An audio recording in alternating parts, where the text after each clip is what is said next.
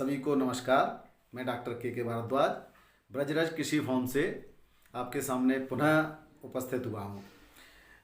मित्रों, आजकल सरसों की खेती पूर्ण हो चुकी है, कटाई चालू है, निकासी चालू है।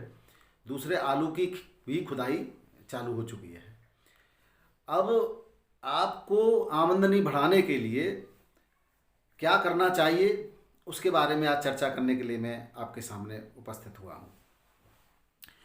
मैं आपको बता दूं कि जो है इस समय मार्च के अंदर जब आलू की खुदाई हो जाए या सरसों की जो है फसल आपकी कटाई हो जाए, तो खेत खाली हो जाने के बाद तो फरवरी के लास्ट में और मार्च के प्रथम पखवाड़े में हम जो है कुछ जायद की फसलें कर सकते हैं और उसमें लागत भी काफ़ी कम आती है। और जो है ये जो 60 दिन और 65 दिन में ये फसलें जो है हम कर सकते हैं। और अगर हम इसको कुछ तरीके से करें तो निश्चित रूप से हमारी जो है किसान भाइयों की एक अलग से आमदनी का जरिया बन सकता है और बहुत सा ठीक ठाक हम पैसा कमा सकते हैं। तो इनमें कुछ फसलें हैं जो हम आसानी से कर सकते हैं और कैसे करनी है उसके बारे में मैं जानकारी देना चाहता हूँ।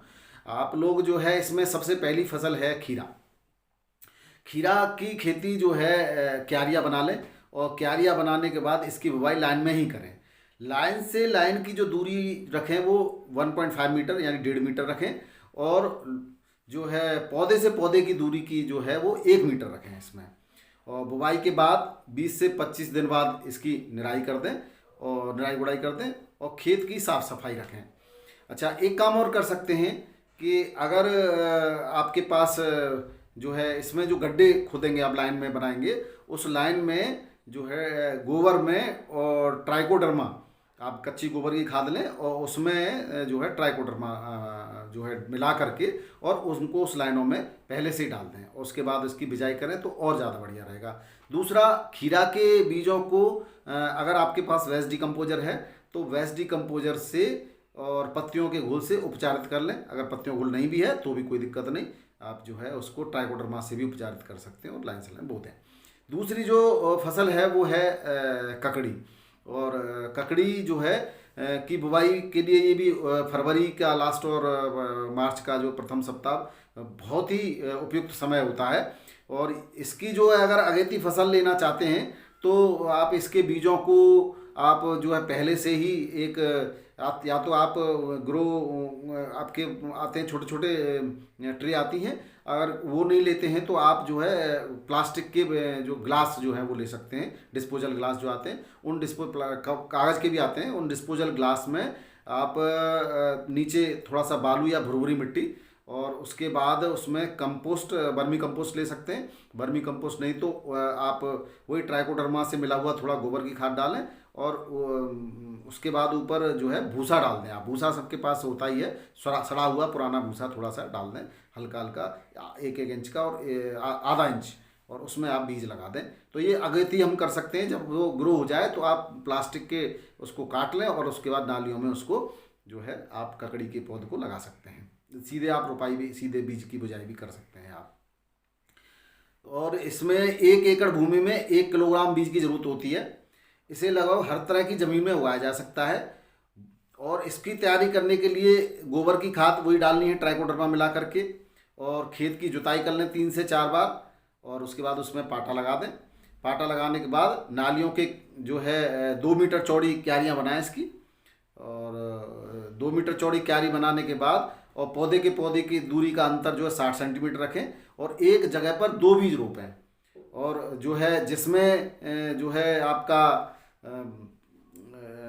जो पौधा सही निकल के आए, बढ़िया स्वस्थ पौधा हो उसको रखें, और जो पौधा आपका स्वस्थ नहीं हो उसको आप उसमें से निकाल दें। और इसके साथ आप सह फसल के रूप में करना चाहें तो शिमला मिर्च भी कर सकते हैं और मटर भी कर सकते हैं।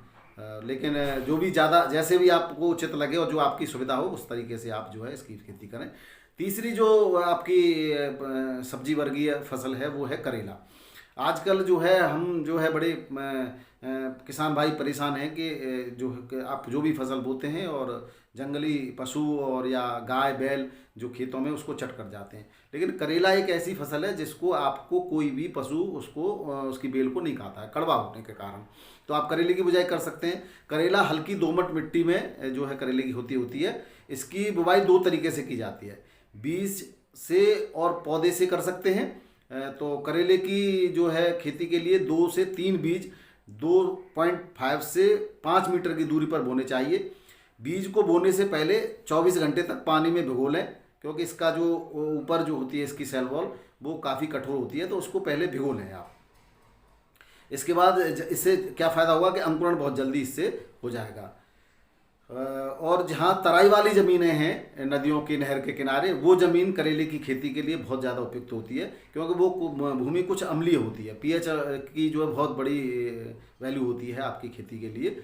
और इसकी जुताई के बाद, पहली जुताई के बाद मिट्टी पलट लें, और मिट्टी पलटने के बाद इसको जो है 2-3 बार हैरो या कल्टीवेटर से जुताई करके और लाइन में इसकी खेती हम कर सकते हैं। अच्छा, दूसरा करेले की और खीरे की और ककड़ी की खेती के लिए आप, ये बेलवर्गीय फसलें हैं तो इसमें आप बांस के जो है डंडे लगा करके 1-1 मीटर ऊंचे, और उस पर आप रस्सियां बांध करके बेल को ऊपर चढ़ा लें, जिससे एक तो आपकी गलन का जो सिस्टम है या कीड़े लगने का सिस्टम है वो बिल्कुल ख़त्म हो जाएगा और आपकी बहुत अच्छी फसल पैदा होगी। चौथी जो आपकी बेलवर्गीय फसल है वो है लौकी। लौकी सभी लोग जानते हैं, लौकी की खेती जो है हर तरह की मिट्टी में की जा सकती है। इसके लिए जो है दोमट मिट्टी सबसे उपयुक्त होती है, और इसकी 1 हेक्टेयर में 4.5 किलोग्राम बीज की ज़रूरत होती है लौकी के लिए। और जो है बीज को खेत में बोने से पहले 24 घंटे इसको भी भिगो देना चाहिए, और उसके बाद टाट में बांध करके 24 घंटे इसको सुखाने के लिए रख दें। और करेले की तरह इसका भी जो है अंकुरण जल्दी हो पाएगा जब हम इसको 24 घंटे भिगो दें और उसके बाद उसको टाट में सुखो लें। लौकी के बीजों के लिए 2.5 से 3.5 मीटर की दूरी पर 50 सेंटीमीटर चौड़ी और 20 से 25 सेंटीमीटर गहरी नालियां बनानी चाहिए। इन नालियों के दोनों किनारों पर गर्मी में 60 से 75 सेंटीमीटर के फासले पर बीजों की बुवाई करनी चाहिए। एक जगह पर 2 से 3 बीज 4 सेंटीमीटर की गहराई पर बोने चाहिए। अगर और वही तरीका जो आपका अच्छा पौधा अंकुरित होकर के आता है, स्वस्थ पौधा है और अच्छी ग्रोथ कर रहा है, उसको रखें। बाकी जो छोटे पौधे हैं उसके सहारे उसको जो है निकाल दें। इस तरह से आप लौकी की फसल कर सकते हैं। और 5वीं जो हमारी सब्जी है वो है आपकी भिंडी।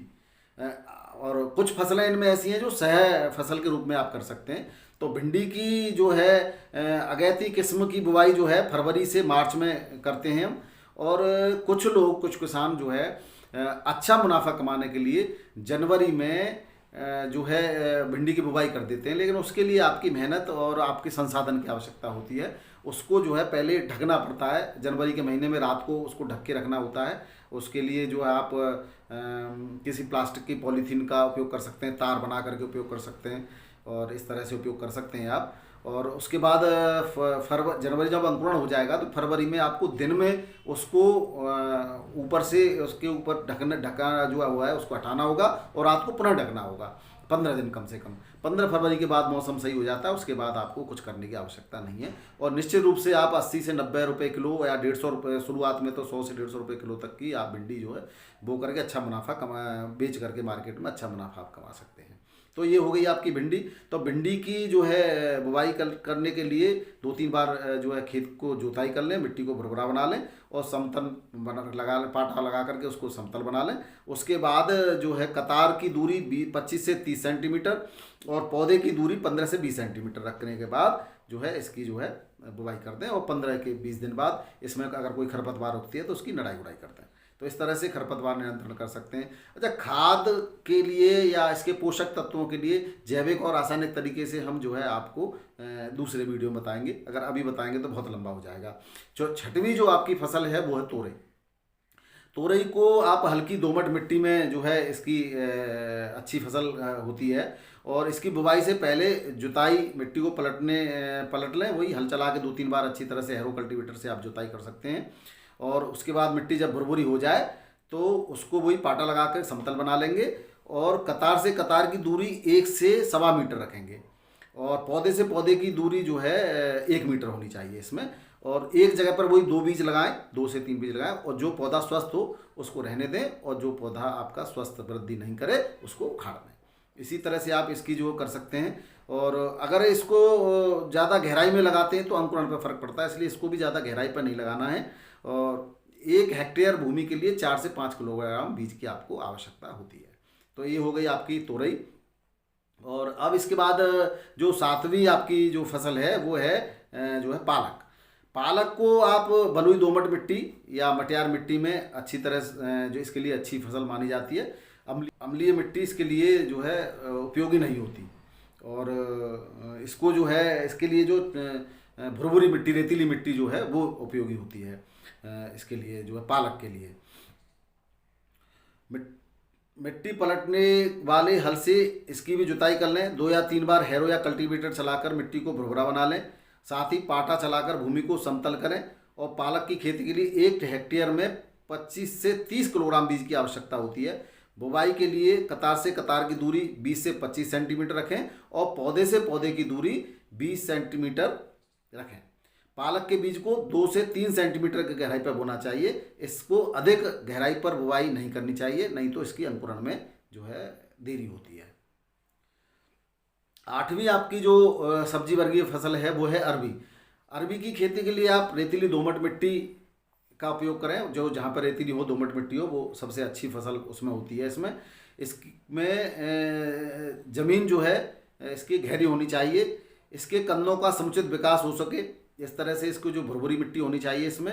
अरबी के लिए समतल क्यारियाँ बनाएं और कतार से कतार की दूरी 45 सेंटीमीटर रखें और पौधे से पौधे की दूरी 30 सेंटीमीटर होनी चाहिए। इसकी गांठों को 6 से 7 सेंटीमीटर का गहराई पर बो देना चाहिए। इसको कहीं कहीं घुइयाँ भी बोलते हैं अरबी को। 9वीं जो हमारी सब्जी वर्गीय फसल है वो है बैंगन। बैंगन जो है नर्सरी में तैयार कर लें इसको फरवरी माह में बोने के बाद जो है। और इसकी बुवाई जो है मार्च में, मार्च के अंतिम सप्ताह में या अप्रैल के प्रथम सप्ताह में इसकी अच्छी तरह से जो है जहाँ पर जल निकासी की सुविधा हो ऐसी मिट्टी में इसको बोएं। अब मिट्टी जो है इसके लिए तैयार करने के लिए से 4 से 5 ट्रॉली पका हुआ गोबर की खाद डाल दें वही, और उसको अच्छी तरह से जुताई कर दें। और गोबर की खाद में अगर आप ट्राइकोडर्मा मिलाते हैं बहुत अच्छी बात है। वेस्ट डिकम्पोजर का इस छिड़काव कर दें बुवाई से पहले। और कतार से कतार की दूरी 60 सेंटीमीटर रखें और इस तरह से बैंगन की आप जो है फसल को लगा सकते हैं। 10वीं जो फसल है और बहुत महत्वपूर्ण फसल है वो है पेठा। पेठा जो है आप समझ लीजिए 2 तरह का होता है। एक पेठा वो सफ़ेद वाला जो होता है जिसमें से मीठा पेठा है, मिठाई बनती है। आगरा में हमारे यहाँ बहुत आगरा का पेठा प्रसिद्ध है। और दूसरा जो पेठा है वो हरे रंग का होता है, इसको कद्दू बोलते हैं। इसके लिए दोमट बलुई मिट्टी की जो है अच्छी मानी जाती है। इसके अलावा कम अम्लीय मिट्टी में इसे आसानी से उगाया जा सकता है। पेठा की बुवाई से पहले खेतों की अच्छी तरह से जुताई करके मिट्टी को भुरभुरी बना लेना चाहिए और 2-3 बार कल्टीवेटर से जुताई के बाद पाटा लगा लें। और इसके बाद इसमें जो 1 हेक्टेयर में 7 से 8 किलोग्राम बीज की आवश्यकता होती है। इसकी बुवाई के लिए के मतलब 15 हाथ लंबा एक लकड़ी का डंडा ले लेते हैं। इस डंडे में 2-2 हाथ की दूरी पर फीता बांधकर निशान बना लो और उस जिससे लाइन टेढ़ी मेढ़ी न बने। और 2 हाथ की दूरी पर लंबाई और चौड़ाई के अंतर पर गोबर की खाद का सीधे लाइन में गोबर की खाद डाल लेते हैं और उसके 7 से 8 बीज जो है गाड़ देते हैं। तो अगर सभी जम जाएं तो बाद में जो है 2 से 4 बीज को हम जो है छोड़ देंगे पौधों को जो स्वस्थ होंगे, बाकी के को हम उखाड़ देते हैं। इस तरह से आप जो है भूमि में पेठे की जो है बुवाई कर सकते हैं।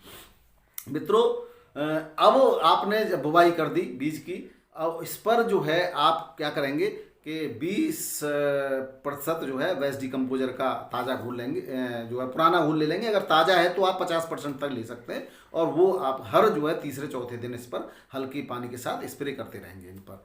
अच्छा, इसके तो निश्चित रूप से अंकुरण जल्दी होगा और स्वस्थ पौधा निकलेगा इसका और आपकी पैदावार भी काफ़ी अच्छी होगी और निश्चित रूप से आप जो है इसमें जो है बहुत अच्छा लाभ कमा सकते हैं।